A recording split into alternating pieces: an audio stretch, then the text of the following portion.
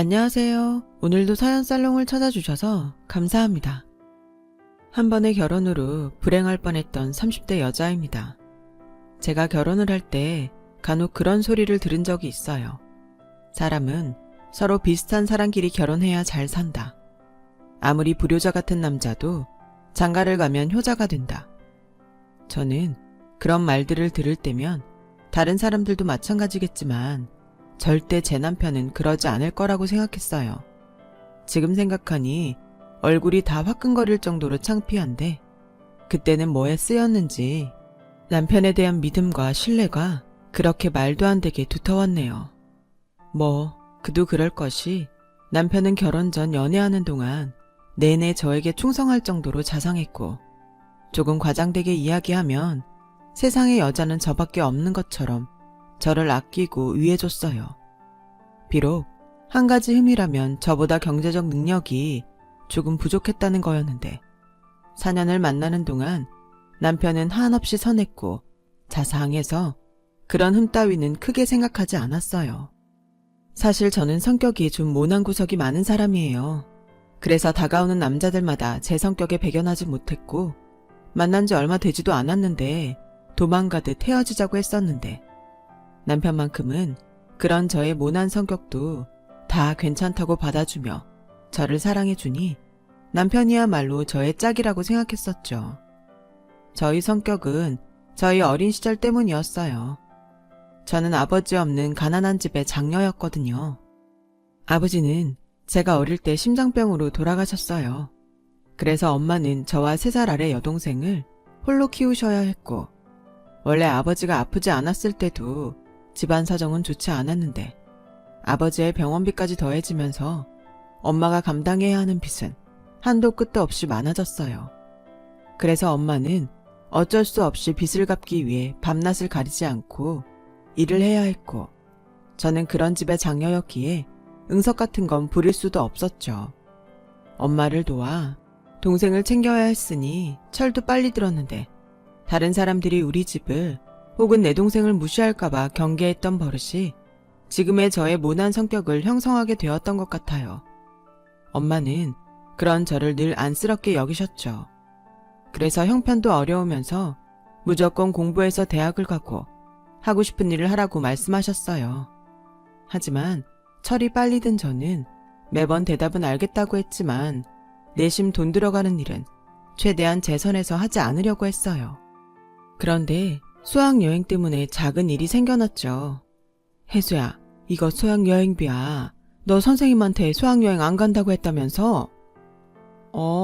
선생님이 전화하셨어?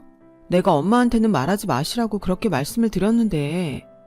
이 바보야, 그게 선생님 입만 단속한다고 될 일이야. 네 친구 미영이 엄마가 전화했더라.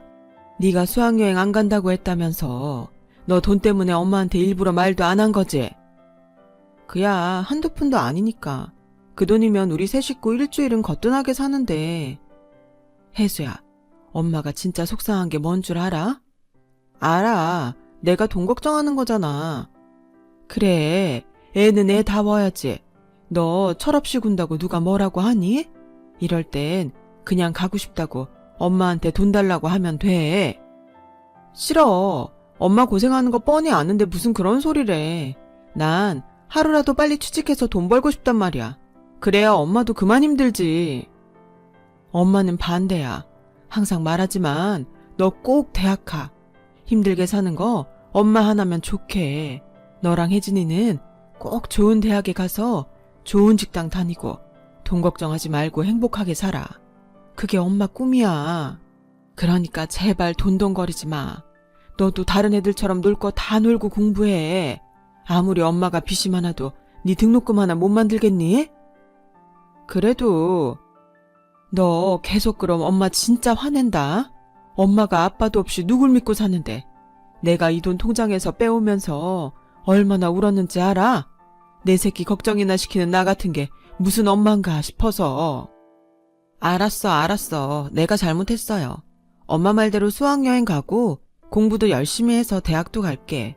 엄마가 원하는 대로 좋은 대학 나와서 좋은 직장 다닐게. 그럴 테니까 엄마 울지 마. 응? 너 진짜지? 약속해. 알았다니까. 자, 약속. 엄마는 그렇게 저를 키우셨어요. 없는 집에서 공부라니. 하지만 엄마가 속상해하는 건 죽어도 싫었던 저는 죽기 살기로 공부에 매달렸죠.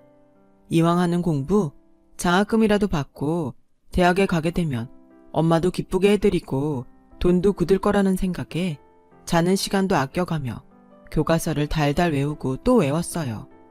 그 결과 저는 원하던 대로 명문대에 장학금을 받고 입학하게 되었고, 남들 MT다 연애다 하며 놀 때 다음 학기 장학금을 받기 위해 또 열심히 공부만 봤더니 대학 4년 동안 모두 장학금을 받으며 대학을 졸업할 수 있었어요. 그 후에는 대학을 졸업하기도 전에 대기업 입사가 결정되었고, 드디어 제 손으로 돈을 벌 수 있게 되면서 저희 집은 조금씩 형편이 나아지기 시작했는데, 그때 느낀 감동이란 이루 말할 수 없었죠. 하지만 묘하게도 말할 수 없는 공허함은 있었어요. 엄마가 편해지고 동생이 돈 걱정하지 않고 학교에 다닐 수 있다는 기쁨은 컸지만, 앞으로 나는 계속 이렇게 살아야 하는 건가 하는 의구심이 들더라고요. 그때 소개로 여러 번 연애를 하기 위해서 남자를 만났어요. 연애를 하면 뭔가 이 공허함을 채울 수 있을 것 같았거든요. 하지만 연애는 제 기준에서 공부보다 더 힘들었어요. 남녀간의 감정이라는 게 모든 걸 다 표현하지 않잖아요. 게다가 저는 성격도 그다지 사근거리지도 않았고, 연애보다는 일보다는 집이 먼저다 보니 남자친구들과 3달을 넘기기가 쉽지 않았어요. 그랬던 저였는데 남편은 정말 이상할 정도로 모든 걸 다 저한테 맞춰줬어요. 일 때문에 약속이 취소가 돼도 괜찮다고 했고, 자기가 뭔가 하자고 했을 때 제가 싫다고 하면 금방 알았다고 했죠. 그래서 처음엔 이 남자가 무슨 꿍꿍이가 있나 의심도 했었어요. 그동안 만났던 남자들과 달라도 너무 달랐으니까요. 하지만 남편은 제가 의심하고 밀어내면 밀어낼수록 저 아니면 안 된다고 매달리더라고요. 난생 처음 받아보는 구애에 마음이 흔들려서 시간이 많이 지나고 나서는 제가 더 남편을 좋아하게 되었답니다. 남편은 회사 근처에서 우연히 만난 사람이었어요. 저희 회사와 남편의 회사가 비교적 가까운 거리에 있었거든요. 저는 대기업에 다녔지만 남편은 중소기업이자 스타트업 회사에 다녔어요. 말로는 무슨 핸드폰 앱 프로그램을 만든다고 하던데, 회사가 가깝다 보니 점심 먹는 곳과 회식하는 곳이 여러 번 겹쳤던 기억이 있어요. 저기, 이런 말하면 이상하게 들릴 수 있겠지만 저 좋아합니다. 네? 저를요? 네, 처음엔 그냥 예쁘셔서 눈이 갔고요.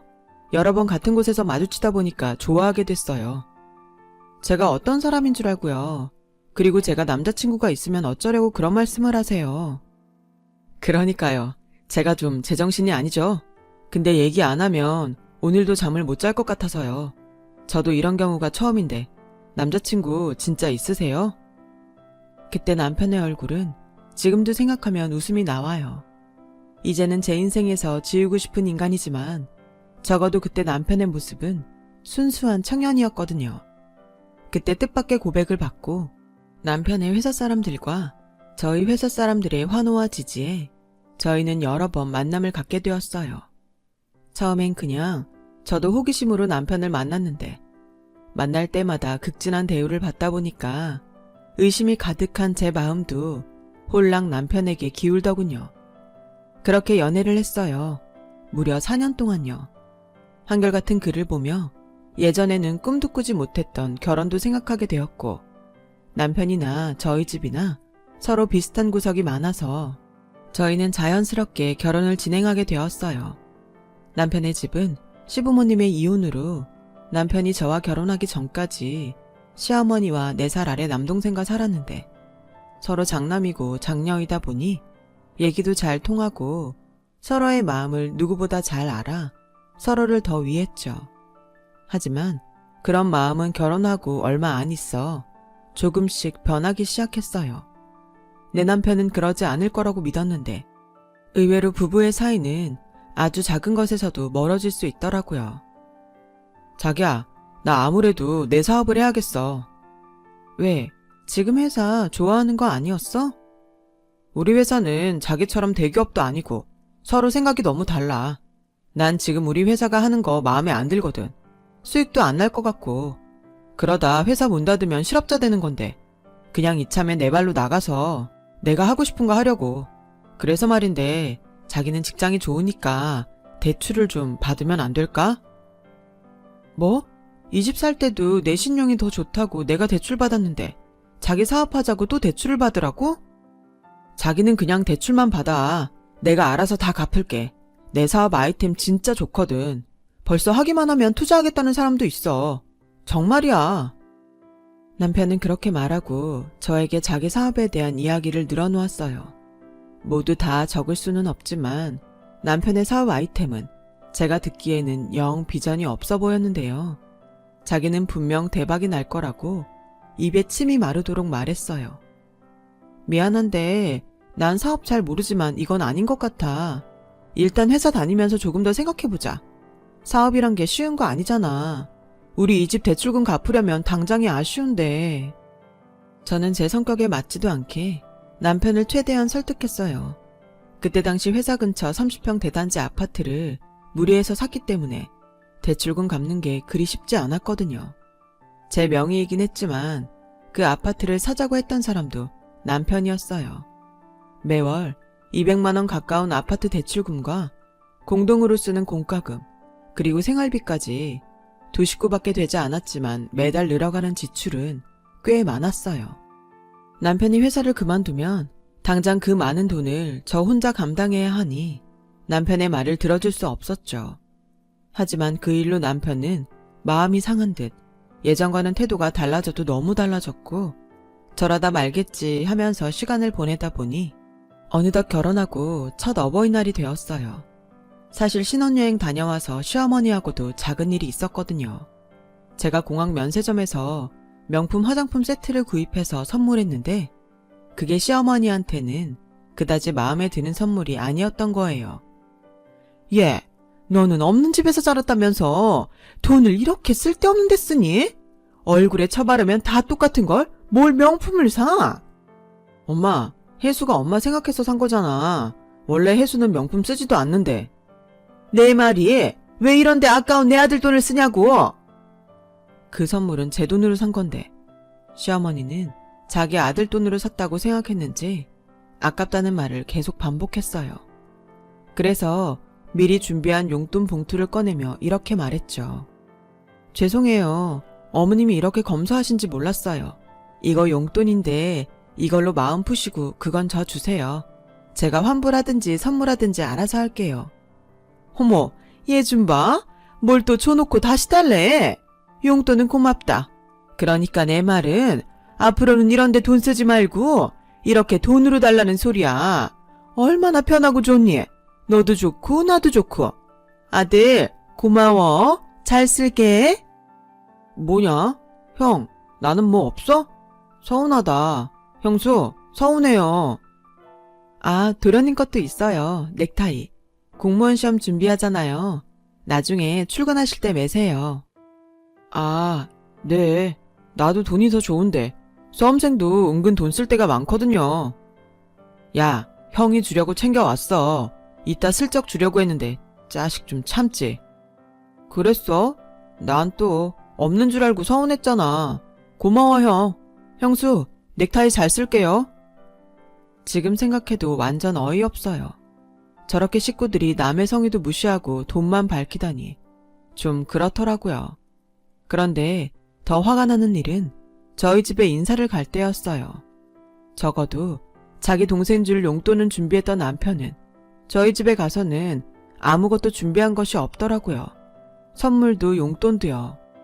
그래서 제가 마치 남편이랑 같이 준비한 것처럼 엄마한테 선물과 용돈을 드렸는데 남편은 미안한 눈치도 없더라고요. 게다가 제 동생도 자기 동생처럼 임용고시 준비하는 수험생인데 단돈 10만 원이라도 주지. 그것도 말은 안 했지만 서운하더라고요. 이랬던 기억 때문인지 어버이날이 되고 저는 내심 남편이 어떻게 나오나 궁금했어요. 그러면서 또 시어머니한테 혼나기 싫으니 어버이날이라고 비싼 카네이션은 일부러 사지 않았고 용돈 봉투만 준비했죠. 당신 입으로 돈이 더 좋다고 했으니까 쓸데없는데 돈 쓰지 말고 그 돈을 용돈에 더 넣자고 생각했던 거예요. 하지만 역시나 사람의 욕심은 끝도 없는지 제가 용돈 봉투를 드렸음에도 시어머니의 표정은 그다지 좋지 않았어요. 그리고 이렇게 말씀하셨죠. 아유, 내 팔자야. 남들은 다 받는 카네이션도 못 받고 이게 무슨 어버이날이야. 너도 참 센스가 없다. 오늘 같은 날 빈손이 웬 말이야. 지난번에 쓸데없는데 돈 쓰지 말라고 하셔서 돈이 더 좋다고 하셨잖아요. 예, 물론 돈이 더 좋지. 근데 이왕 주는 거 남들처럼 다 줄 순 없니? 내가 뭐 집을 사달래, 명품 백을 사달래. 원래 시어머니란 사람들은 저렇게 염치 없이 대놓고 요구할 수 있는 건가요? 저는 가뜩이나 달갑지 않은데 또 뭐라고 하니 돈을 쓰고도 기분이 나빴고 그때였어요. 일이 밀려서 조금 늦는다던 남편이 두 손으로도 모자라게 큰 카네이션 꽃다발을 들고 시댁으로 들어왔죠. 어머, 역시 아들밖에 없어. 세상에 곱기도 하지. 나 이거 사진 찍어서 자랑해야겠다. 고마워 아들. 엄마 너무 행복하다. 엄마가 좋아해서 다행이다. 자기 언제 왔어? 나 최대한 빨리 온다고 왔는데 나 많이 늦지 않았지? 우리 그러지 말고 나가서 외식하자. 내가 소고기 쏠게. 저는 자기 식구들한테 한없이 너그러운 남편을 보고 내심 기대했어요. 적어도 카네이션을 자기 엄마 것만 사진 않았겠지 라고 생각했거든요. 그런데 곧이어 도착한 친정엄마의 문자에 저는 서운함이 폭발하고 말았어요. 글쎄, 자기 엄마한테는 한아름도 모자라 양손 가득 들어야 하는 카네이션 꽃다발을 산 남편은 저희 엄마한테는 손바닥만한 바구니라고 말하기도 민망한 카네이션을 보냈더라고요. 혜수야, 정서방이 보냈어. 세상에, 내가 사위한테 이런 꽃도 받고 엄마 기분 너무 좋아. 정서방한테 네가 엄마 대신 고맙다고 전해줘. 오늘 시댁에 가서 잘하고 우린 주말에 보자. 엄마가 맛있는 거 많이 해놓고 기다릴게. 저는 시어머니가 활짝 웃을수록 화가 났어요. 그래서 일부러 시댁 식구들 보는 앞에서 남편 것보다 더 큰 카네이션 바구니를 사서 차에 실었고 시어머니는 누굴 주려고 그 비싼 바구니를 사냐며 잔소리를 늘어놓으셨는데 저도 화가 나니 필터링 없이 말이 쏟아져 나왔어요. 이따 집에 가는 길에 저희 엄마 드리려고요. 저희 엄마도 어버이시잖아요. 어머, 나한테는 돈이나 주더니 지 엄마한테는 꽃바구니를 사는구나. 자기야, 내가 장모님한테 꽃바구니 보냈는데. 봤어. 그래서 산 거야. 너무 비교돼서.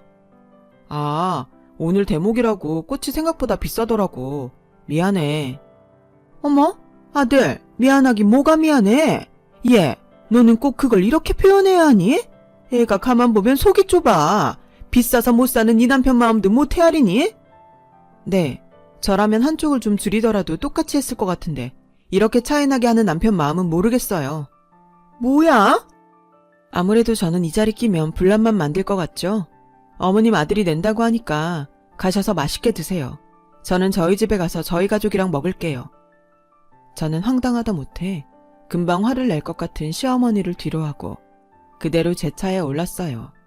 그제야 남편은 헉했는지 저를 쫓아왔지만 저는 차를 출발시켜버렸고 그 뒤로 계속 전화를 해댔지만 한 통도 받지 않았어요. 어머, 너 시댁 간다고 하지 않았어?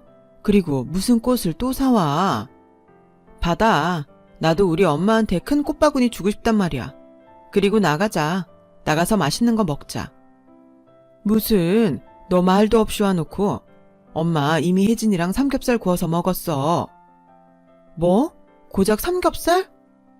언니, 고작이라고 하지 마. 나 딴에는 큰 마음 먹고 샀다. 아, 미안. 그럼 나도 구워줘. 성질 내고 왔더니 허기진다.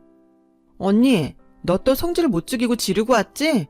엄마, 거봐. 그 사진 내가 보내지 말라고 했잖아. 너 정말 엄마가 보낸 사진 때문에 이렇게 온 거야? 엄마는 진짜 고마워서 보낸 건데. 아니야. 그냥 있다 보니까 일이 꼬였어. 내가 전에도 말했잖아. 우리 시어머니 별로라고. 그래도 네 시어머니인데 그렇게 말하면 돼? 오늘만. 원래 없을 땐 나라님 욕도 하잖아. 내가 오죽하면 이거 들고 여기까지 왔겠어. 엄마 자식은 난데 오늘은 그만 혼내. 저는 그렇게 어릴 때도 부리지 않았던 응석을 부렸어요. 확실히 결혼을 하니까 엄마 앞에서는 어리광이 늘더라고요. 이런 게 결혼이라면 애당초 하지 않는 건데 그날 제가 결혼을 했다는 걸 얼마나 후회했는지 몰라요. 그런데요, 그런 저의 행동이 아주 효과가 없진 않았어요. 집에 돌아오니 남편이 먼저 집에 와 있었고 저한테 자기가 생각이 짧았다며 무릎까지 꿇고 싹싹 비는데 모난 성격 때문인지 그제야 마음이 조금 풀리더군요. 자기야, 내가 다신 안 그럴게.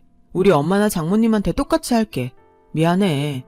오늘 아침에 보니까 자기가 꽃은 살 생각이 없어 보이더라고. 나는 우리 엄마 성격 알잖아. 자기 생각해서 일부러 큰 거 산 건데 자기가 서운해할 줄 몰랐어. 내가 진짜 치사해서 말 안 하려고 했는데 자기는 자기 집만 챙기는 것 같아.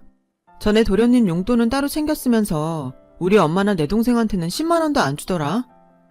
그야 내 동생이 수험생이니까.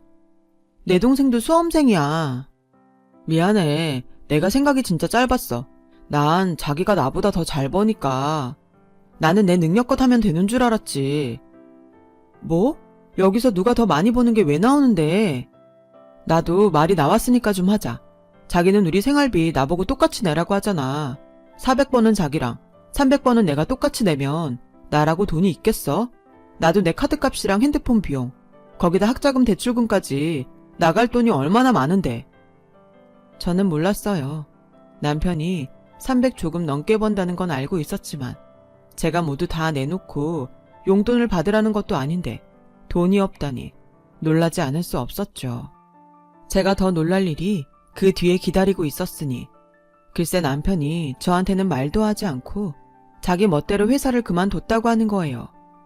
자기 미쳤어? 내가 전에도 말했잖아. 그럼 이 집 대출금이랑 생활비는? 당분간만 나 금방 돈 많이 벌 거야. 그때 되면 내가 못 냈던 거 한 방에 낼 테니까 몇 달만 자기가 내라. 자기 돈 잘 벌잖아. 아무리 그래도 그렇지. 툭 까놓고 이 아파트 자기 명이고 자기 아파트 자기가 대출금 내는 건데 그리고 나 공과금이랑 생활비 많이 안 나오게 전기랑 물도 조금만 쓰고 밥도 하루에 한 끼만 먹을게. 이게 말이 되나요? 회사에서 잘렸다고 하면 실업급여라도 나올 텐데 저렇게 지발로 나왔으니 저는 할 말은 많았지만 말문이 딱 막혔어요. 나 퇴직금으로 사업 시작할 거야. 자기한테 피해 안 끼친다니까. 내가 오죽 확신이 있으면 이러겠냐. 나 좀 믿고 기다려봐. 저는 한숨이 절로 나왔어요. 하지만 이미 엎질러진 물이잖아요. 그저 남편의 말대로 저한테 피해 끼치지 않고 원하는 대로 사업이 잘 되길 바랄 수밖에 없었어요. 그렇게 반년이 흘렸고 저는 좋은 기회가 생겨서 회사에서 중요한 프로젝트를 맡게 되었어요. 이걸 성공시키면 연봉과 승진에 분명 도움이 될 것이 분명했기에 저는 또 죽기 살기로 매달렸고요. 돈이 간절했으니까요. 그래서 집에 못 들어가는 일도 많고 휴일에도 나와서 일을 하는 날도 많았는데 한 번은 퇴근하고 녹초가 되어서 집에 들어오니 집안 꼴이 정말 말도 안 되게 엉망이었어요. 남편은 때마다 라면이나 즉석밥으로 끼니를 때웠는지 다 먹은 용기들만 싱크대와 식탁에 놓여 있었고 빨래를 못하니 며칠씩 같은 옷을 입고 나갔다고 하던데 그즈음 남편은 나라에서 저렴하게 빌려주는 작은 사무실인지 뭔지를 얻어 본격적으로 사업을 하고 있었어요. 괜히 남편한테 미안한 마음이 들더군요. 분명히 불편했을 텐데 단 한 번도 저에게 불평 불만을 하지 않았거든요. 그래서 그 달에 프로젝트가 끝나고 난 후 아주 오랜만에 휴가를 냈어요. 밀린 청소도 하고 빨래도 하고 남편이랑 저녁에 맛있게 먹을 음식도 하려고 모처럼 대형 마트를 찾았죠. 이것저것 남편이 좋아할 모습을 상상하며 쇼핑카트를 채우는데 계산을 하려고 생활비 통장 체크카드를 건넸는데 계산을 하는 아주머니께서 잔액이 없다는 거예요. 저는 놀라고 당황해서 그럴 일이 없다고 대답했는데 이거 몇 번을 긁어도 마찬가지예요. 다른 카드는 없으세요? 진짜 그럴 리가 없는데. 저는 어쩔 수 없이 제가 쓰는 개인 카드를 긁었고 그 길로 바로 ATM 기계로 가서 잔액 조회를 했는데 정말로 잔고가 하나도 없는 거 있죠. 불과 일주일 전에 제가 생활비 통장에 200만 원을 넣어놨는데 어이가 없어도 너무 없었어요. 게다가 생활비 통장에서 매달 아파트 대출금 원금과 이자가 나가는데 잔액 조회를 아무리 해봐도 돈은 없는데 대출금이 나갔다는 흔적이 없는 거예요. 저는 뭔가 이상한 예감에 그 길로 은행에 갔어요. 그리고 출금 내역을 싹 다 뽑아달라고 했는데 이 인간이 제가 대출금으로 나가라고 매달 200만 원씩 넣어놓으면 그 다음날 그 돈을 고스란히 뽑아간 거 있죠. 게다가 저희가 잔액이 부족하면 문자를 드리는데 한 번도 못 보셨어요. 안 그래도 계속 대출금이 상환되지 않으셔서 경매 진행 예정이거든요. 문자 못 봤어요. 그때였어요. 언제였는지 기억은 잘 나지 않는데 제가 화장실에 갔다가 나오니 남편이 제 핸드폰을 보다가 저를 보고 화들짝 놀라 당황했던 기억이 나더라고요. 아무래도 이 인간이 저 몰래 아침이고 저녁이고 제 핸드폰을 뒤져 은행에서 온 문자를 지웠던 것이 분명했어요. 세상에, 어떻게 이럴 수가 있어요? 저는 너무 화가 나서 당장 남편을 찾아갔어요. 자기야, 여기는 무슨 일이야? 지금은 회사에 있어야 하는 거 아닌가? 똑바로 말해. 생활비 통장에서 돈 빼다 어디에 썼어? 그거 내가 급하게 쓸 때가 있어서 썼어. 미안해. 급해? 얼마나 급했으면 매달 대출금 갚는 돈에 손을 대? 우리 집 경매로 넘어가게 생겼어. 그거 다 어디에 썼는데? 설마 나한테 피해 안 준다고 하더니 그 돈으로 사업했니? 아니야. 그건 최근에 딱 한 번. 그건 최근이야. 그럼 3달 동안은 어디에 썼는데? 설마 바람났니? 사람을 뭘로 보고 우리 집 갖다 줬어. 뭐? 어머님한테 드렸다는 거야? 왜? 엄마가 3달 전에 허리를 다치셔서 일을 못해. 내 동생은 수험생이고 당장 돈 나올 구석이 없으니까 나한테 전화가 왔더라고. 생활비 좀 달라고. 그래서 그 생활비를 이 돈으로 드렸다? 그럼 어쩌냐. 우리 엄마랑 내 동생 당장 굶게 생겼는데. 아니, 어머니야말로 일을 못하시면 실업급여라도 타시면 되지. 우리 엄마가 정규직도 아닌데 무슨 실업급여를 타. 내가 좀 있으면 상품 출시하거든? 조금만 기다려줘. 집 경매돼도 내가 더 좋은 집 사줄게. 그러니까 대출금 갚는다 생각하고 우리 집에 200만 원씩 생활비 좀 주라. 응? 자기 돈 잘 벌잖아. 됐어. 능력도 없으면 못 드린다고 해야지. 지금 이게 말이 되니? 곧 있음 내 동생 시험도 봐. 이번에는 합격할 것 같다고 했어. 그럼 앞으로 내 동생이 알아서 할 텐데 그 전까지만 장남노릇 좀 하면 안 되냐? 어이없어. 남의 돈으로 너는 장남노릇이 하고 싶어? 나는 뭐 돈이 많아서 혼자 다 감당하고 있는 줄 알아? 자기 멋대로 저지른 거 그래도 혼자 꾸역꾸역 참아가면서 버티고 있었는데 뭐가 어쩌고 어째? 몰라. 툭 까놓고 내가 왜 회사를 그만둘게. 이게 다 네가 나보다 잘나서 그런 거야. 사람들이 다 와이프 돈 잘 벌어서 좋겠다고 비아냥거리는데 나는 뭐 자존심도 없냐? 그래서 사업해서 너보다 더 잘 나가고 싶었어. 그래서 이렇게 된 거라고. 그러니까 네 책임도 있는 거야. 남편은 그렇게 씩씩거리면서 화를 냈어요. 내 책임이라니. 궤변도 그런 궤변이 없더라고요. 결국 아파트는 경매로 넘어가게 둘 수 없으니 엄마가 붓고 있던 적금을 깨고 해결해 주셨는데 태어나서 한 번도 그렇게 엄마한테 손을 벌려본 적이 없었는데 너무 죄송하고 또 남편에 대한 원망이 깊어졌어요. 엄마, 미안해. 저렇게 뻔뻔한 사람인지 몰랐어. 나 이혼할까봐. 혜수야, 엄마는 네가 어떤 선택을 해도 믿어. 근데 정서방도 중간에서 오죽 곤란했으면 그랬겠니. 네 말대로 능력도 없는데 도움 바라는 자기 식구를 외면하는 게 힘들었을 거야. 그래도 이건 아니지. 하마터면 알지도 못하고 집이 넘어갈 뻔했는데. 정서방도 이번에 많이 배웠을 거야. 이참에 네 시어머니가 이 사실을 알면 너한테도 잘하지 않을까? 어찌됐든 해결했잖아. 엄마가 그동안 모은 돈이 날아갔잖아. 날아가긴 자식 집 해줬다고 생각하면 싸지. 너 시집갈 때 엄마한테 한 푼도 안 가져갔잖아. 그거 줬다고 생각하면 돼. 난 싫어. 내가 갚을 거니까 엄마 기다려. 알겠지? 알았어. 천천히 갚아도 돼. 엄마 돈 벌잖아. 그리고 우리 혜진이 선생님 되면 진짜 우리는 네가 걱정 안 해도 돼. 아, 맞다. 혜진이 다음 달에 시험이지. 내가 진짜 신경도 못 쓰고. 혜진이 내 딸이거든? 내가 신경 쓰고 있으니까 시집간 딸은 딸만 생각해. 시집 갔으면 친정은 좀 잊고 살아. 엄만 네가 진짜 잘 살았으면 좋겠어.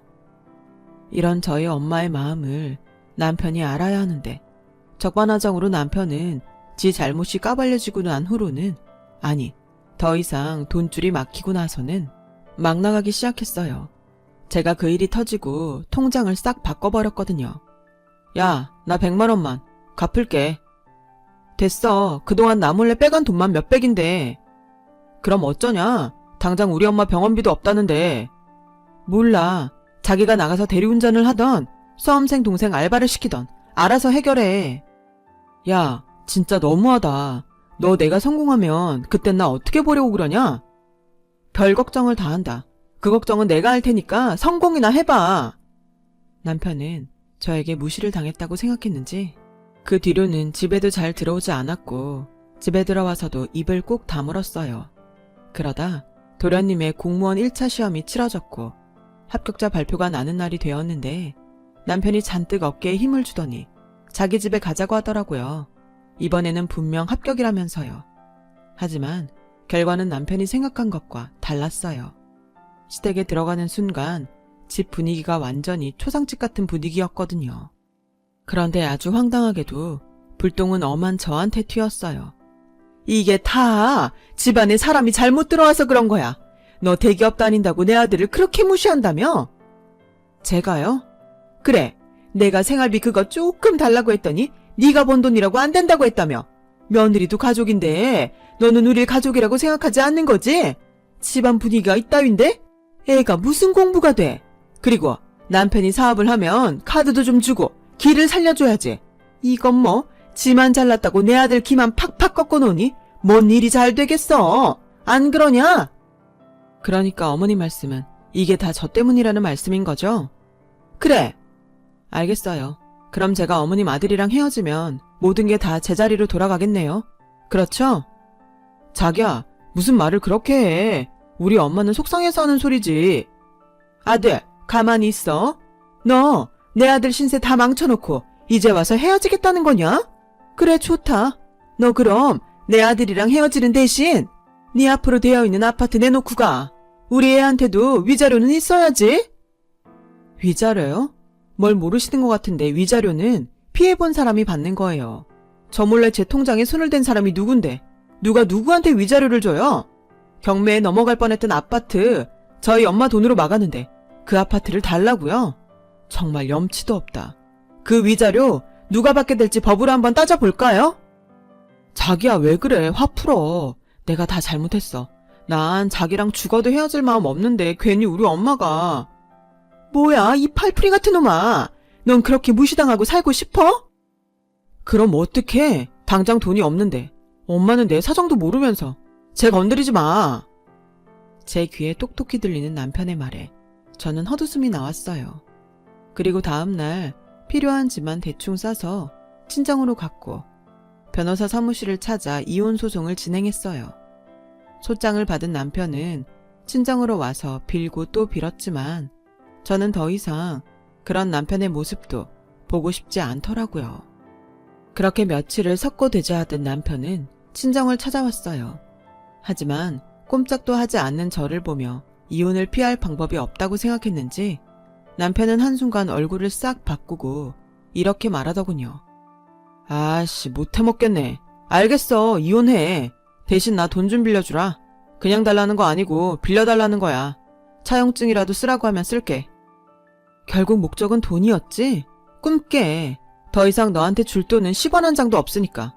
그리고 각오하는 게 좋을 거야. 소송에서 내가 이기면 나한테 위자료 줘야 할 텐데 어디다 돈을 달래. 경찰 부르기 전에 얼른 꺼져. 그렇게 남편이라는 사람은 끝까지 저에게 추한 모습을 보였어요.